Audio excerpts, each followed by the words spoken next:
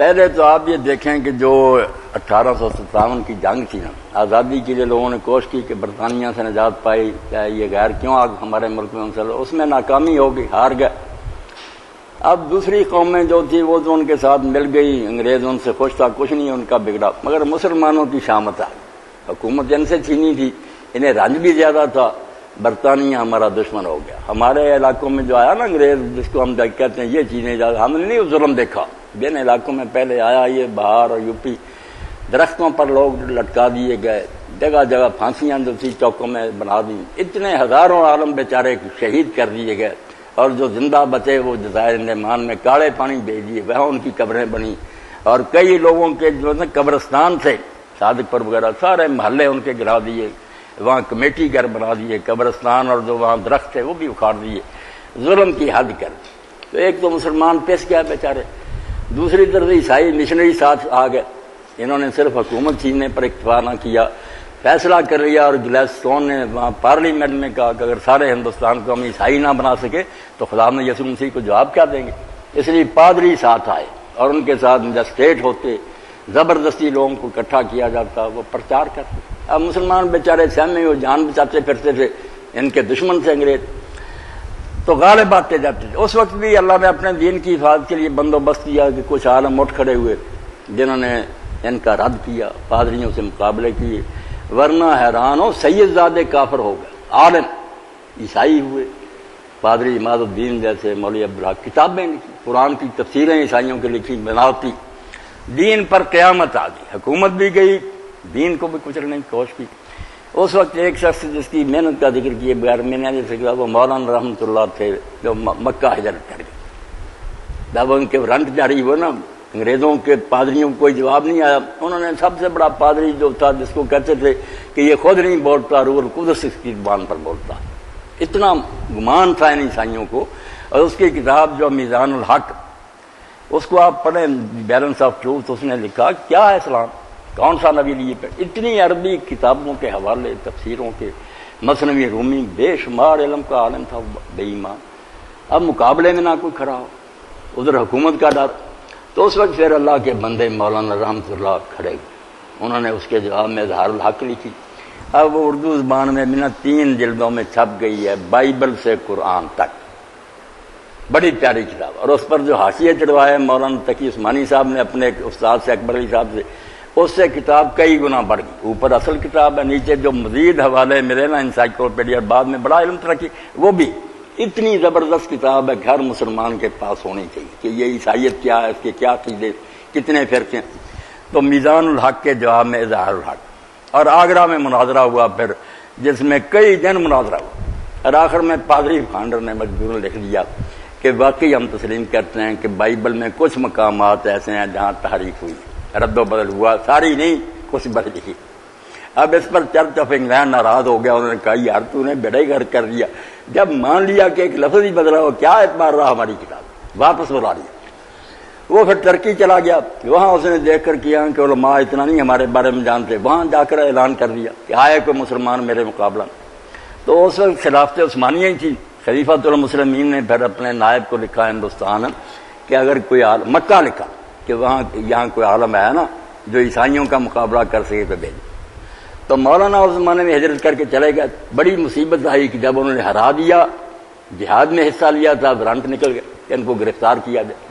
تو پھر مولانا بیچارے چھپتے چھپاتے جنگلوں میں ساحل کا رخ کیا کہ جہاز میں سوار ہو کر نکل گئے۔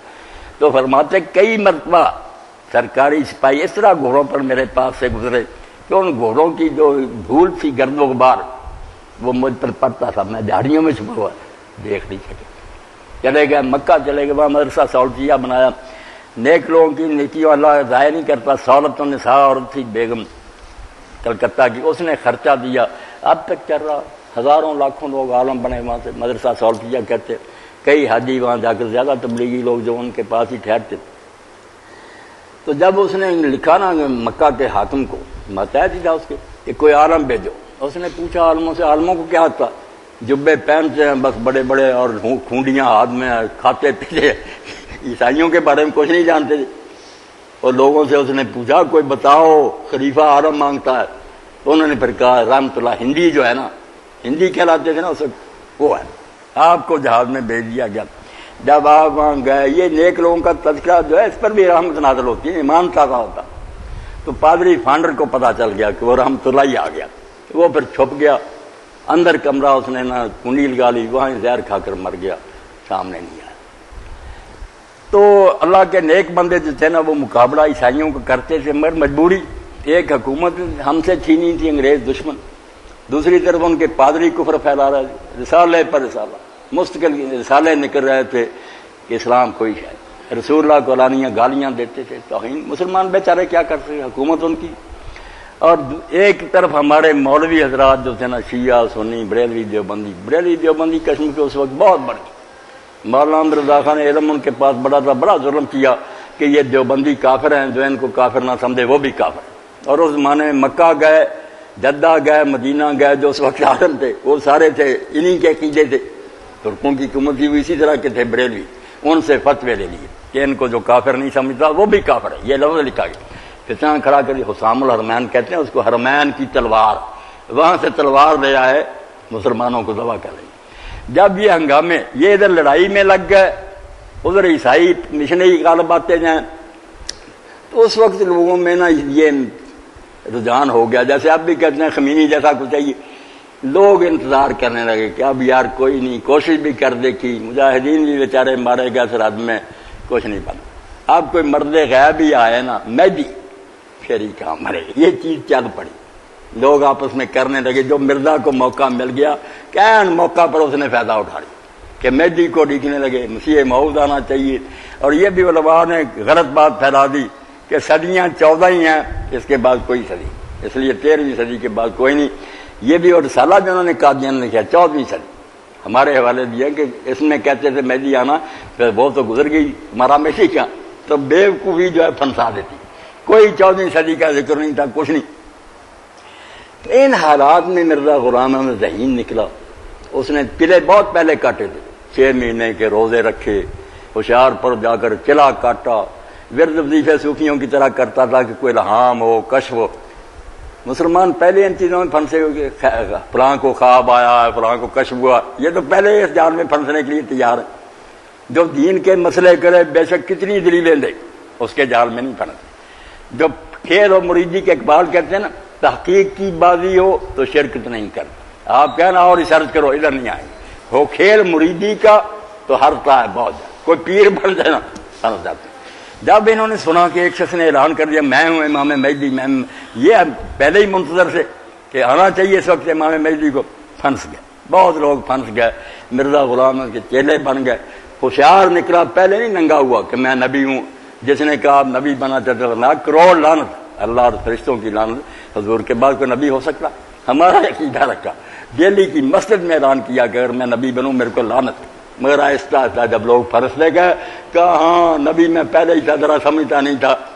جال میں پڑتا۔ اس طرح کا نبی اور امام کبھی نہیں ہوا کہ آہستہ آہستہ لوگوں کو پڑتا۔ نبی پہلے دن اتنا آتا کیا دیتا میں ابھی دنیا مخالفت کرے، اس طرح نہیں ہوا کہ 10-15 سال کتابیں لکھے، وہی مسلک رکھے جو مسلمانوں کا کہ نبی کوئی نہیں آ سکتا۔ عیسیٰ علیہ السلام آسمان پر ہیں، زندہ آنا، آپ دیکھیں گے حیرت ناک طریقے سے اس نے فراڈ کیا، کوئی مسئلے کا یہ معاملہ نہیں، دھوکہ۔ تو لوگ منتظر سے مہدی بن گئے۔ اب خاندان اس کا دیکھیں، آپ دیکھیں صحیح بخاری میں جو آتا ہے، رسول کریم علیہ السلام نے جب خط لکھے بادشاہوں کو، تو کیسر روم کو بھی خط لکھا۔ وہ ان دنوں میں نا مسجد اقصی آیا ہوا تھا، کیونکہ اس نے ایرانیوں کے مقابلہ میں فتح پائی تھی جو سورہ روم میں، تو شکرانے کے لیے آیا تھا کہ یہ ہمارے اللہ کا گھر ہے، عیسائی جو تھا۔ تو وہاں ہی خط اسے پہنچا، اس نے پر پوچھا کہ کوئی لوگ ہے اس شہر کے جہاں سے یہ خط مجھے آیا، اس علاقے کے، تو بتایا گیا کہ ہاں ابو سفیان اس کا قافلہ تجارت کے لیے آیا گیا، ان کو پیش کیا۔ اس نے پھر پوچھا، انہوں نے کہا ابو سفیان نے، میں اس آدمی کا سب سے زیادہ قریبی ہوں، میرا خاندان جو ہے نا وسیع میں سے، میں سب کو جانتا ہوں۔ اس نے پر کھڑا کر دیا اس کو، پیچھے لوگوں کو کھڑا کر دیا اور اپنے ترجمان کے ذریعے کہلا دیا کہ جو پوچھوں گا اگر یہ جواب غلط دے تو پچھلے والے مجھے بتا دیں۔ اس لیے ابو سفیان پھر ڈر گیا کہ غلط بات نہیں کہی کہ ایسا نہ ہو کہ یہ مجھے ٹوک دیں تو مارا ہی جاؤں پہ۔ تو اس نے جو باتیں پوچھی، اس نے یہ بھی پوچھا کہ اس کے خاندان میں کوئی بادشاہ ہوا؟ کہا نہیں۔ اس کا خاندان کیسا؟ کئی سوال کیے. بعد میں پھر اس نے تبصرہ کیا کہ میں نے پوچھا تھا اس کا خاندان کیسا ہے.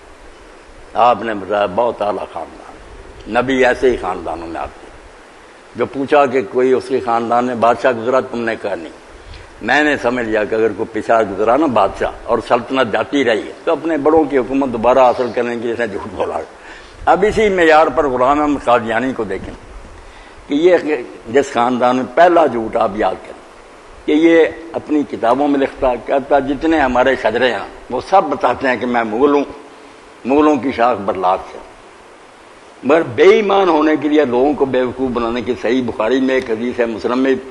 کہ ایمان اگر ثریا پر بھی ہوتا آسمان پر تو فارس کے لوگ اس کو ضرور حاصل کر لیتے. ایرانیوں کی تعریف کی آپ نے. اب اس نے سوچا کہ میں کس طرح اس پر قبضہ کروں. لکھتا یہی ہے کہ کوئی ثبوت نہیں میرے پاس کہ میں فارسی ہوں, میں بالکل مغل ہوں, برلاس ہوں. مگر اللہ کا الہام مجھ پر ہوا کہ فارسی, وہ لوگوں کے سیجر مجھے فارسی کہا اللہ نے الہام میں, اس لیے شجرے جھوٹے ہیں, خاندان کی تاریخ جھوٹی ہے, اللہ کا الہام سچا کہ میں فارسی. حدیث پر قبضہ کرے. اب میں رائی ہوں, مگر کوئی حدیث نظر آ جائے کہ فاطمہ کہ میں کہوں ہاں خاندان تو یہی بتاتا رہا, ہمارے بڑے بتاتے ہیں ہمارا رائی ہیں,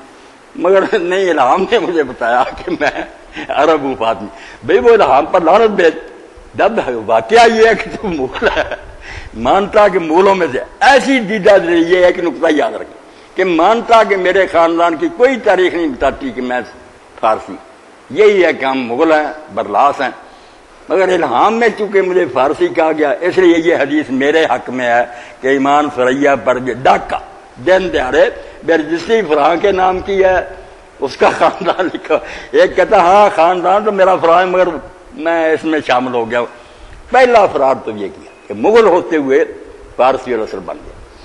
کہہ رہا تھا رسول کریم علیہ السلام نے فرمایا کہ مہدی جو ہوگا وہ فاطمہ کی اولاد سے ہوگا.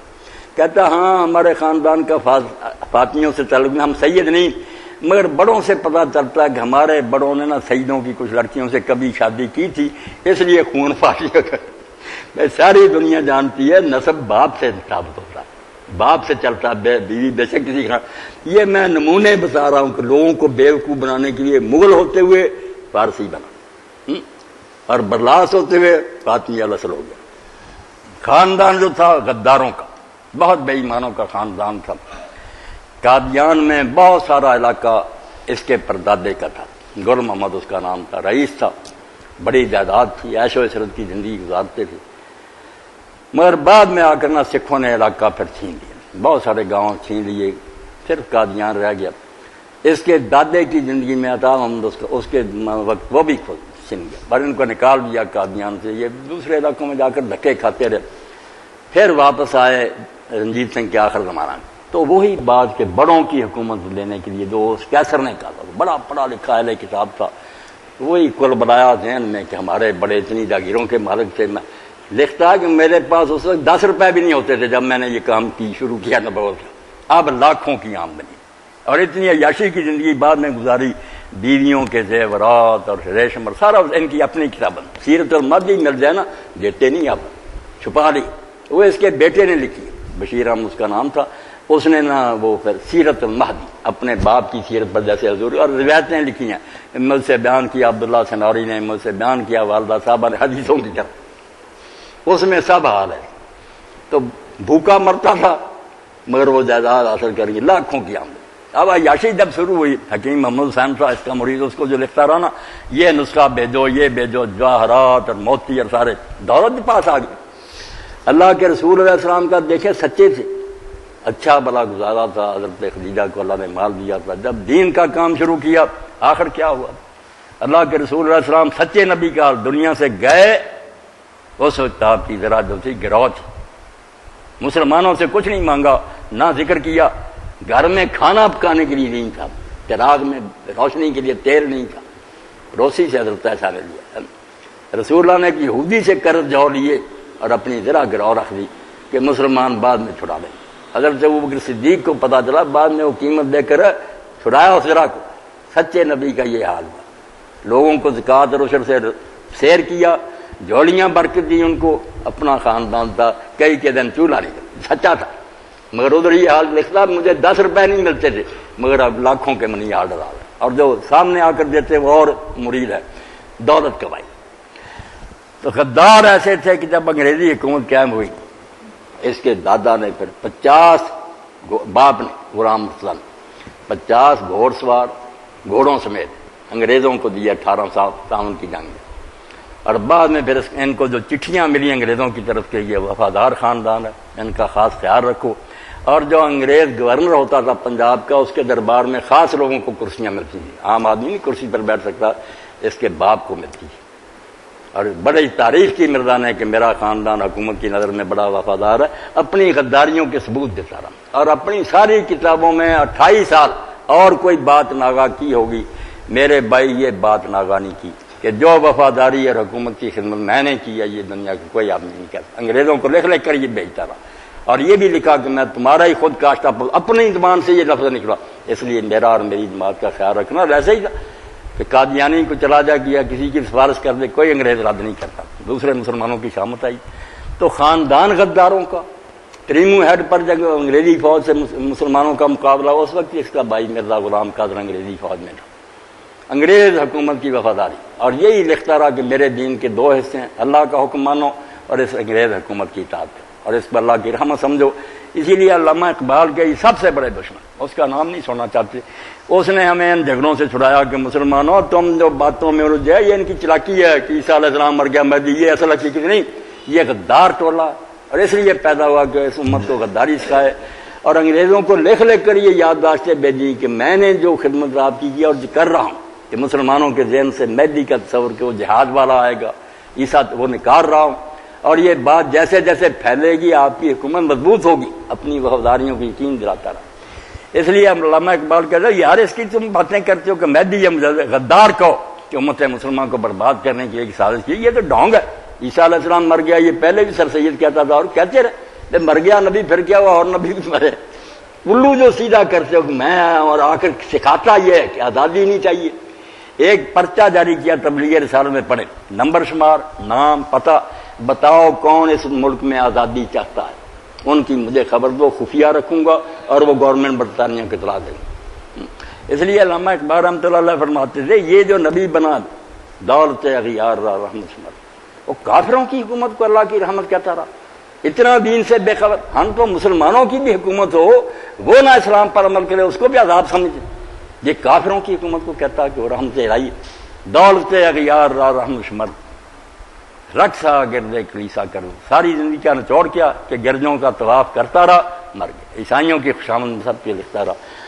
جب انگریز کچھ ناراض ہوئے نا کہ تو کوئی سخت کلمے عیسائیوں کے بارے میں لکھتا ہے، یسوع مسیح کے بارے میں لکھتا ہے کہ اس کی دادیاں نانیاں، اس نے پھر لکھا، اپنی نیت نامراد چھپائے رکھتا، پھر بھی کہنے لگا میں کوئی اس لیے نہیں کرتا کہ دین کی خدمت کرنی ہے، مسلمان جذباتی قوم ہے، یہ ان چیزوں سے غصے میں آ جاتی ہے، اور مجھے ڈر ہے کہ یہ پادریوں کو قتل نہ کر دے، ان کے دفتر نہ جلا دے، میں ان کا غصہ ٹھنڈا کرنے کے لیے ذرا تلخ زبان استعمال کیا کہ یہ خوش ہو جائیں کہ مرزا نے یار کیسا نکال دی کہ پادری ایسے ایسے ایسے، کہتا دل سے نہیں کہتا، میں نہ کون مسلمان جذباتی ہیں، آپ کا پتہ نہیں کیا، ایسا نام مراد تھا لان۔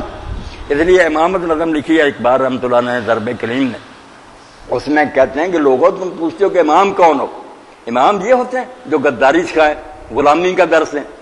فتنہ ہے ملت بیضا ہے امام، یہ آپ نچوڑ یاد کر لیں،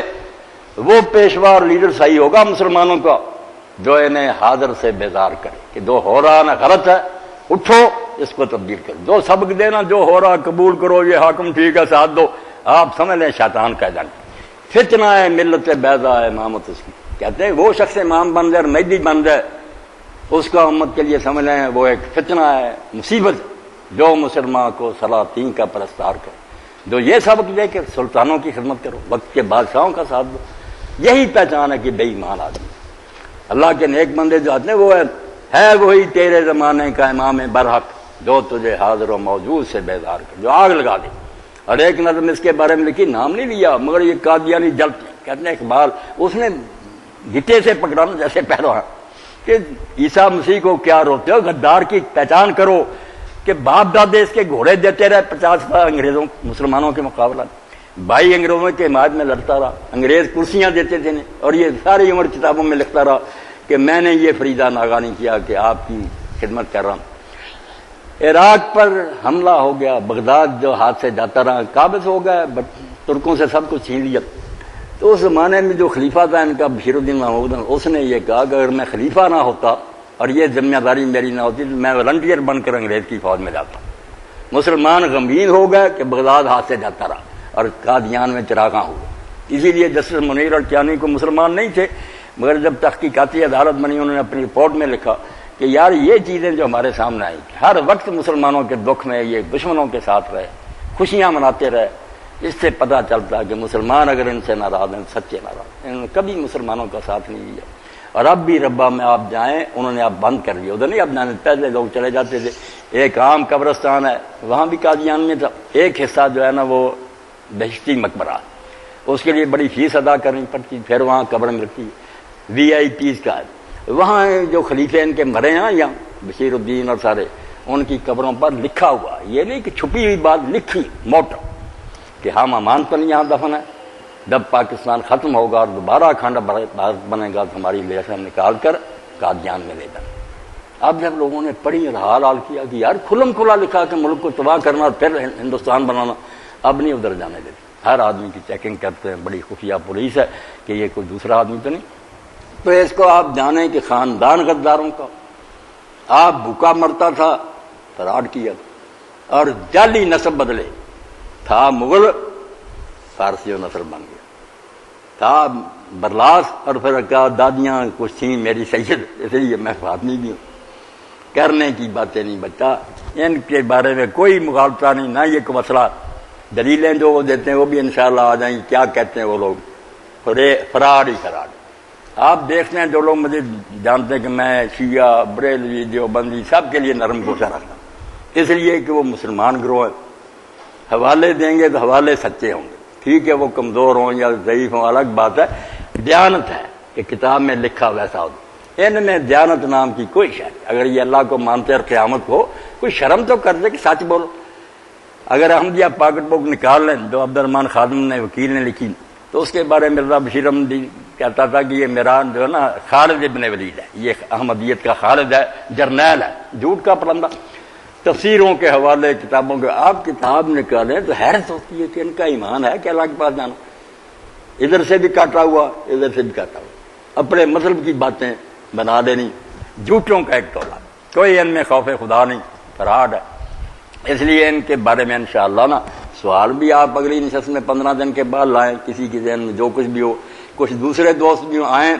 اس قادیانیت کے فتنے کو سمجھیں، ہے مسلمانوں کو بالکل غلام اور حاکموں کا نا مرید بنانے کے لیے سازش، اور اس میں کوئی دینی بات کوئی نہیں، انگریز کی غلامی کا درس دیا اس نے ساری ہم،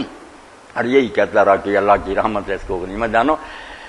تو علامہ اقبال کی باتیں جو نا سارے کلام میں وہ یہی انہوں نے سمجھا، 2 نبی بنے تھے اس کے دور میں، ایک ایران میں بنا مگر وہ سچا تھا، سچا اس میں نہیں کہ وہ نبی تھا مگر وہ دیانتدار آدمی، اس نے صاف اعلان کیا بہاءاللہ نے کہ رسول اللہ کا زمانہ جو تھا 1000 سال کا تھا، وہ 1000 سال پورا ہو گیا، اب وہ شریعت ختم ہے، نئی شریعت اس نے دی جس میں پردہ نہیں ہے، روزے بہت تھوڑے رہ گئے، اس کا وقت چھوٹا رہ گیا، یہ سود حلال کر دیا، اس نے کہا زمانے کے تقاضے بدل گئے، اب نئی شریعت، جھوٹ نہ بولا، ہماری امت سے الگ ہو گیا کہ میں نہیں اب مسلمان نہ رسول اللہ کی امت ہوں، میری نئی امت ہے۔ یہ غصہ اسی میں رہا کہ ہم مسلمان ہیں، سچے مسلمان ہیں، حضور ہی نبی ہیں، نئی شریعت کوئی نہیں، مگر دین کی جڑیں کھودتا رہا۔ اس نے جہاد پر قلم اٹھایا، موٹے قلم سے لکھا تحفہ گولڈیم، یہاں سے نظم شروع ہوتی ہے، اب دوستو جہاد کا چھوڑ دو خیال، دین کے لیے حرام ہے اب جنگ اور قتال، میرے زمانے سے جہاد ختم ہو گیا، اب زبان سے کرو، قلم سے لکھو، جہاد جو ہے نا تلوار کا یہ ختم کر دیا گیا۔ اس نے حج کو ختم کیا بہاءاللہ نے کہ حج کوئی شے نہیں، مکہ جانے کی ضرورت نہیں۔ تو وہاں پھر علامہ اقبال فرماتے ہیں آز ایران بود و ہندی نیاد، وہ ایران سے پیدا ہوا، یہ ہندوستانی نسل سے تھا، آز حج بے گانا ہو از جہاد، وہ حج کا فلسفہ نہ سمجھ سکا، اتنی قیمتی بات کو منسوخ کر دی، جہاد کو نہ سمجھ سکا، سینہ آج گرمی ہے قرآن سے ہی، ان لوگوں کے سینے یہ جعلی نبی قرآن کی حرارت سے خالی ہیں، ان کے اندر قرآن نہیں ہے، ذی چنی مرنا چمید، ایسے لوگوں سے بھی مسلمانوں کی بہتری کی کوئی امید ہو سکتی؟ یہ بیڑا غرق کر سکتے ہیں، امت کا سنوار نہیں سکتے۔ امت کا سنوارنے والے وہی تھے جو میدان میں آئے، جانیں دے دیں ٹھیک ہے، شہید ہونا مومن کی کوئی ہار نہیں، عزت ہے، مگر وہ حق کا اعلان کرتے رہے، شہید ہوئے۔ اور کوثر نیازی مرحوم کی بات پر ختم کرتا ہوں، جماعت پر ایوب نے حملہ کیا، ساری مجلس شورا قید کر دی، جماعت بین کر دی، تو پہلی عید ہی کوثر نیازی کی شادی ہوئی تھی، مرحوم ہو گیا بیچارہ، تو وہاں عید جیل میں گزاری۔ اب آ کر اس نے جو نظم لکھی وہ کتاب آج سے گل زرے گل پڑھنے کی ہے، تو ایک شعر اس میں یہ آیا جس میں لکھتا ہے عروس دہر سنا ہے کہ چند دیوانے، اے زمانے کی دلہن بڑے لوگ پیدا ہوئے، آئے کیڑوں کی طرح زندگی گزار کر قبروں میں چڑھے، عروس دہر سنا ہے کہ چند دیوانے، لہو کے عطر سے گیسو تیرے سوار آئے، انہوں نے لہو دیا اور اس زمانے کے جو گیسو سے نہ سوار ان کی برکت سے دین بچا چلا رہا، ورنہ جو ہماری طرح کھاتے پیتے قبروں میں چلے کیڑے ہی ان کی کوئی زندگیاں نہیں، جو مارے بھی گئے مگر اب تک ان کا نام جو ہے نا زندہ، لوگ ان کو علیہ السلام کہتے ہیں، رحمۃ اللہ علیہ کہتے ہیں۔ تو یہ غلاموں کو نہ سکھانے کے لیے ایک ٹولہ تھا، اور اس کے سوا کوئی نہیں، سب کتابیں پڑھے، باقی کوئی شاید کام آئے گی انگریز کی غلامی کا درس بھرا ہوا، اور یہ لکھ لکھ کر بھیجتا رہا کہ جو خدمت میں کر رہا ہوں کوئی جماعت نہیں کرتی، اس لیے میرے پر خاص نظر رکھنا۔ تو یہ قادیانیوں کا میں نے پس منظر کے خاندان کون تھا مغل، اور کس طرح یہ فارسی ہو گیا حدیث پر قبضہ کرنے کے لیے، اور یہ بھوکا مرتا تھا، اب کہتا لاکھوں کے منی آرڈر آ رہے ہیں، ایش کی زندگی گزاری۔ اور آپ حیران ہوں گے کہ جب پھر یہ لاہوری جماعت کے جو امیر تھے ان کے ہم محمد علی لاہوری مطالبہ شروع کیا نا کہ زکوٰۃ دو، صدقات بھیجو قادیان، بہت دباؤ ڈالا کہ بہت دیا کرو، پیٹ کاٹ کر دیا۔ اب ان کی بیویاں گئیں قادیان، وہ دیکھ کر آئیں کہ سونے چاندی کے زیورات سے لدی ہوئی مرزا صاحب کی بیویاں، ریشمی لباس۔ انہوں نے کہا محمد علی ہمیں نہ کہنا کہ اللہ کے لیے دو، حضرت صاحب کا گھر جا کر دیکھو وہاں کوئی ہے اللہ کے واسطے دینے والی بات۔ اچھا کی تو کتابوں میں پھر مرضیوں نے لکھا کہ حضرت صاحب کس منہ سے لوگوں کو ہم کہیں کہ اللہ کے لیے کچھ دو، وہ آپ کا گھر دیکھ کر گئی، اللہ کے رسول کا گھر دیکھیں کیسی زندگی ازواج مطہرات۔ ذرا جب حکومت ملی حضور کو مال غنیمت آیا، منافق عورتوں نے ازواج مطہرات کو اکسایا کہ تم بھی مطالبہ کرو، اب زمانہ فراخی کا آ گیا، ہمیں کچھ کپڑے اچھے دو سر، آپ سورہ عذاب پڑھے۔ تو رسول اللہ نے ایک مہینہ قطع تعلق کر دیا، اور بعد میں آتے اتری کہ اگر دنیا چاہتی ہو تو آؤ میں اچھے طریقہ سے تمہیں رخصت کروں، جہاں سینگ سمائے چلے جاؤ، اور اگر میرے پاس رہنا اور آخرت چاہتی ہو تو اس فقر و درویشی پر گزارا کرنا۔ اور سب سے پہلے یہ آیتیں لے کر آپ ام المؤمنین عائشہ رضی اللہ عنہا کے پاس گئے، عمر تھوڑی تھی کہ اس کو شاید ان چیزوں کا شوق، کہا ایک بات ہے جلد نہ بتانا، ماں باپ سے مشورہ کر لینا۔ مگر جب آپ نے آیتیں پڑھی تو ہزاروں رحمتیں ام المؤمنین، آپ نے کہا یا رسول اللہ، اب جب بات یہ ٹائٹ پڑ گئی کہ یا آپ کو رکھیں یا دنیا لیں، توبہ توبہ، ہمیں نہیں دنیا چاہیے، ہم جس حال میں ہوں گے خوش ہوں گی۔ حضور کو قبول کیا تو اللہ نے پھر منع کر دیا کہ اب آپ ان کو طلاق نہیں دے سکتے، انہوں نے آپ کا ساتھ لے لیا، آپ سے طلاق کا اختیار چھین لیا گیا، آپ نہیں ان کو طلاق دے سکے، اسی لیے ان کے ساتھ نکاح بھی امت کا بعد میں حرام کر دیا گیا، ان کو مائیں قرار دے دیا گیا۔ اور جب پڑھتے ہیں رمضان آ رہا، بات کچھ لمبی بھی ہوگی کہ حضرت عبداللہ بن زبیر نے یا حضرت معاویہ نے 80,000 اس زمانے کا سکہ بھیجا اماں کی خدمت میں، تو اماں نے خادمہ سے کہا کہ یہ تھیلی ان کے گھر بھیج دو، اور جب افطار کا وقت آیا نا تو اس سے کہا کہ بچی کچھ کھانے کے لیے آؤ، انہوں نے کہا اماں کچھ آپ بچا لیتی تو میں آپ کے لیے کھانے کا بندوبست کروں، تک دو بھی نہیں بچائے، تو بتایا کوئی بات نہیں بیٹا پانی لے آؤ، روزہ پانی سے افطار ہو جائے، یہ میرے بچے ہیں، حضور کی امت ہے، ایک بھوکے کی خدمت ہو۔ یہ اللہ کے رسول کا ساتھ نمونہ، اور اس دجال کا یہ کہ پھر عیش کی زندگی گزاری۔ اب جب مسئلہ آیا مرنے کے بعد کہ رسول اللہ نے فرمایا نبیوں کے وارث کوئی نہیں ہوتا، صدقہ انہوں نے بنائے تھے محل، انہوں نے سوچا خلیفوں نے کہ اگر یہ مسئلہ ہمارے گلے پڑ گیا تو یہ سارا فرار ختم ہی ہو گیا، انہوں نے پھر اعلان کر دیا کہ یہ مسئلہ صرف حضور کی ذات کے لیے تھا۔ کس کس بات کو بیٹا رہے، عمر گزر گئی، ان کا پڑھتے تھک گئے، بالکل فرار ہے، ان کے پاس کوئی حقیقت نہیں۔ آخر دعوانا الحمدللہ رب العالمین۔ آپ اگلے درس میں نا کچھ سوال ان کے بارے میں اگر ذہن میں ہوں یا کوئی قادیانی دوست کہتا لائیں، ہم پوری توجہ سے سنیں گے، جواب دیں گے، پلے نہیں کھوسیں گے۔ اس کے حوالے بھی حکیم صاحب دے دیں گے، یہ سارے حوالے نوٹ کرائیں گے، کیسے کیسے مکر یہ ہے کہ ان کے جو کوئی سوالات اگر کسی کے ذہن میں پیدا ہوئے ہیں تو وہ اگلی دفعہ ان کی جو ہے وہ ان کے سوال بھائی اس بارے میں جتنے پیدا بڑے کھلے دل سے آپ پوچھیں، اس فتنے کو سمجھیں۔ اگلی دفعہ کچھ وقت جو ہے نا آپ اس کے لیے عنایت فرمائیں تاکہ کسی کے ذہن میں کوئی سوال جو اس کے درمیان نہیں، سوال صاف کرنا یا ویسے کوئی سوال ہے تو وہ پھر اس میں پیش کر کے اس کا جواب مولانا کی طرف سے آ جائے. سب دوستوں کو کھلی دعوت کہ پڑھیں سنیں. اگر قادیانی کوئی دوست ہو اس سے بھی کہیں کہ آپ بھی بے آئیں، آپ محبت سے سنیں گے آپ کی بات.